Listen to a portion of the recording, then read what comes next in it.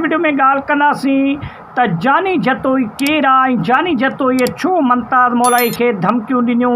ऐं घटि वधि ॻाल्हाई। मुमताज़ मौलाई सिंध जो हिकु भलोड़ फ़नकार आहे ऐं जानी जतोई जो मुमताज़ मौलाई सां कहिड़ी दुश्मनी ऐं कहिड़ियूं ॻाल्हियूं थियूं। दोस्तो मां तव्हांखे ॿुधाईंदो हलां, जानी जतोई हिकु शाइर बि आहे सिंध जो ऐं उन खां अलावा सिंधी एपिसोड सिंधी जेके ड्रामा निकिता उन्हनि में जानी जतोई बतौर एक्टर जे कम बि कयो ऐं उन खां अलावा निगत नाज़ जे ख़िलाफ़ जेके मुमताज़ मौलाईअ गाना कढिया हुआ त एॾो नच न सनम गिला हाणे न तोखे जानी ॾींदुमि मया रखा तूं जाने तो जो कमो जाने मुंहिंजो वञे बिछा ऐं ॿिया जेके अहिड़ा मुख़्तलिफ़ जेके गाना मुमताज़ मौलाईअ निगत नाज़ जे ख़िलाफ़ कढिया हुआ। तव्हांखे ख़बर आहे निगत नाज़ ऐं मुमताज़ मौलाई जो तमामु घणो जेको आहे सो वायरल किस्सा रहिया, लेकिन जॾहिं मुमताज़ मौलाई खे निगत नाज़ धोखो ॾेई हली वई उन खां पोइ मुमताज़ मौलाई ईअं सम्झो पंहिंजे आपे मां ई निकिरी वियो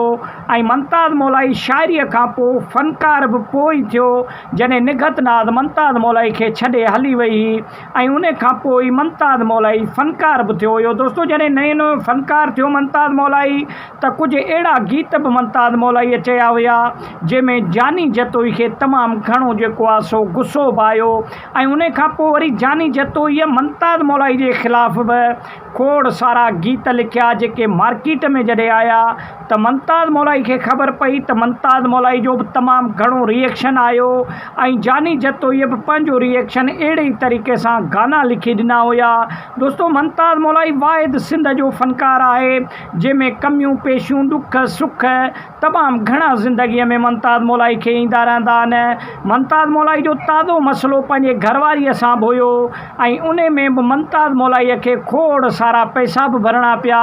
ऐं तमामु घणी जेको आहे सो परेशानीअ खे बि मुंहुं ॾिसणो पियो।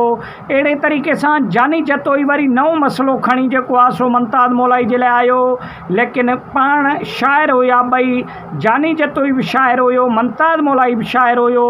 पाण खे हिक ॿिए खे जेको आहे शाइरीअ तौरु जेको आहे पाण खे ॾिठो विठो कयूं ऐं जानी जतोईअ इन जे करे जेको आहे सो मुमताज़ मौलाई खे मुखालिफ़त बि कई ऐं मुमताज़ मौलाई जे ख़िलाफ़ गीत बि लिखिया हुआ छाजे करे जो निगत नाज़ जे ख़िलाफ़ जेको मुमताज़ मौलाईअ गाना चया हुआ उहे गाना हे हुआ कुझु तव्हां ॿुधो ऐं उन खां पोइ वरी मुमताज़ मौलाईअ जॾहिं इहे गीत चया इहे जॾहिं गीत वायरल थिया मार्केट में पोइ जानी जतोईअ बि शाइरीअ जे तौरु मुमताज़ मौलाई खे जेको आहे सो उन में हिट कयो ऐं मुमताज़ मौलाई जे ख़िलाफ़ शाइरी लिखी। त वॾी महिरबानी, मिलंदासीं के नेक्स्ट वीडियो में, तेसिताईं ॾींदा इजाज़त। अल्लाह।